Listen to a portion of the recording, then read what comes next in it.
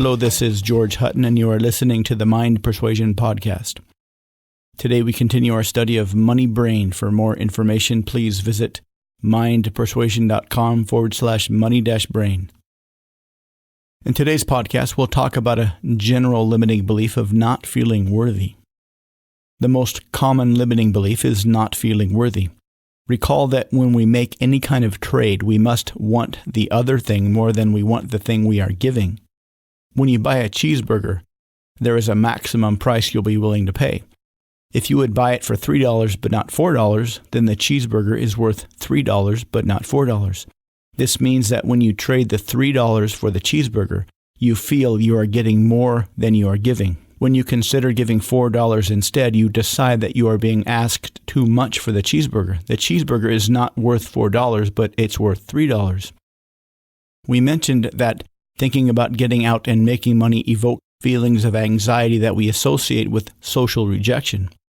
If you are going door to door selling vacuum cleaners, not many people will think the vacuum cleaners are worth what you are asking.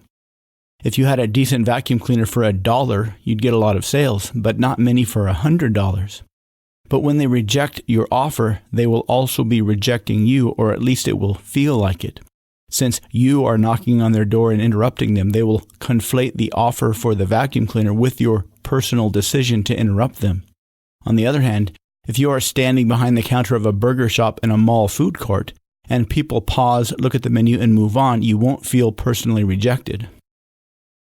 On the other hand, if you were employed at the same burger shop but you were only paid a commission, $1 for every burger sold, for example, it would be hard to not feel a little bit of personal rejection, even if the people perusing the menu had no idea that you were being paid on commission. The idea of personal worth is often closely related to the worth of your offer. When we are getting paid regardless, it's easy to see this only as the value of what you are selling. If part of your salary is based on each sale, it's hard not to feel a little sting of personal rejection with each non-sale. This is because even without talking about making sales or making money, we have a very delicate idea about our own personal worth. From inside our brains, going door to door selling vacuum cleaners, making cold calls, or even telemarketing calls feels about as anxiety-ridden as trying to talk to attractive people in a social environment. Origins of unworthiness. All humans have this issue. Some people are very good at covering it up, but we all question our own worthiness to an extent. Every time we leave a relationship, we question our ability to get into another one. Every time we hear the boss say our name with a negative tonality, we fear the worst. If we are in a happy relationship and our partner says we need to talk, this invokes deep fear and anxiety. Why do we all feel this way? Common structure. All humans go through the same basic structure of upbringing. Unless we come from super rich families that can afford to hire a team of caregivers that do nothing but tend to our every need, every child feels rejection plenty of times before they ever leave for elementary school. We'll have to imagine this since none of us have any conscious memories of being that young. But parents have other things to do besides taking care of kids. But young kids don't know anything other than simple feelings: pleasure, pain, being alone, and being surrounded by parents.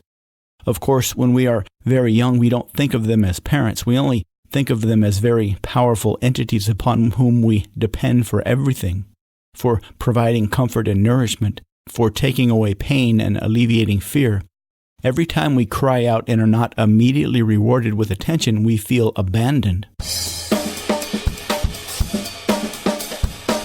Cause-effect generators.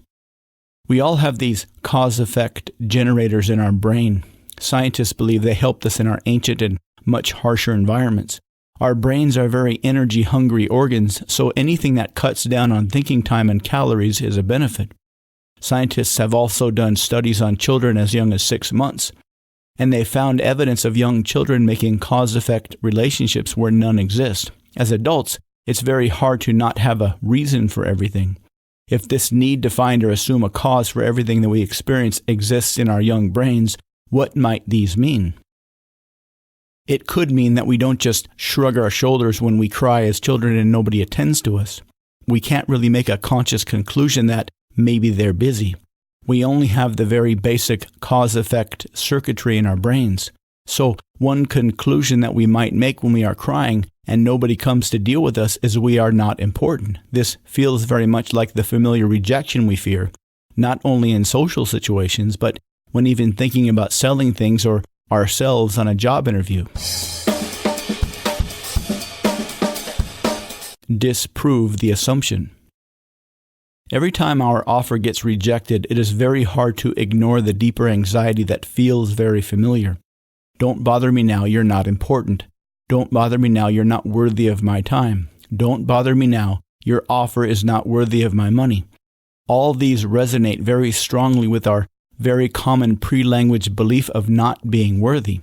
Our strategy is the same as before, to start back as early as you can and find plenty of pieces of evidence that you are worthy, that other people do find you valuable, that other people do value your time and your contributions.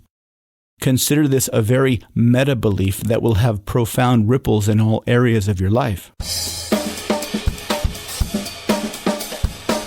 Daily evidence.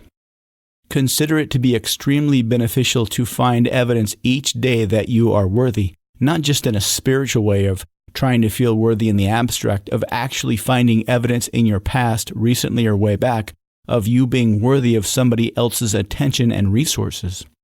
Think of every single time you got a job offer. Think of every single time you were picked for a sports team. Think of every single time anybody called you when they were bored and decided that having your companionship was better than not having your companionship. Don't just recall these experiences, write them out and relive them. The feeling of not being worthy was created and amplified hundreds of times before you even learned to speak. It's going to take a while to overwrite that early programming. Go slowly, go consistently, and slowly erode that early meta-negative belief away. Finding money on the street. If you were walking down the street and you saw some money, you would pick it up. It only takes a little bit of experience being a human to equate the sight of money to everything that money could buy. If you moved to a foreign country, it wouldn't take long to get that same jolt of excitement of seeing foreign currency on the ground. Getting excited about money is a natural feeling. Imagine being a kid, maybe with your friends, and seeing a $100 bill on the other side of a fence. Would you climb over the fence? Most kids would. Now, most people dream of receiving money because the idea of going out and earning money is too frightening. The idea of starting a business and failing creates an incredibly strong feeling of anxiety, that if we started a business and failed, it would prove that we aren't worthy, that we have no right to think of a product and then ask other people for money in exchange. But consider this, the more you overwrite those early not worthy beliefs, the less this fear will become. Pretty soon the idea of getting out there and earning money will feel as natural as climbing over a fence to get a $100 bill. This is the goal, to blast away completely that early meta-negative money belief, to make the idea of getting out there and trying to find a way to make money as exciting as going trick-or-treating on Halloween. I'm George Hutton. Thank you for listening to the Mind Persuasion Podcast. For more information, please visit mindpersuasion.com/money-brain. I look forward to speaking with you again soon.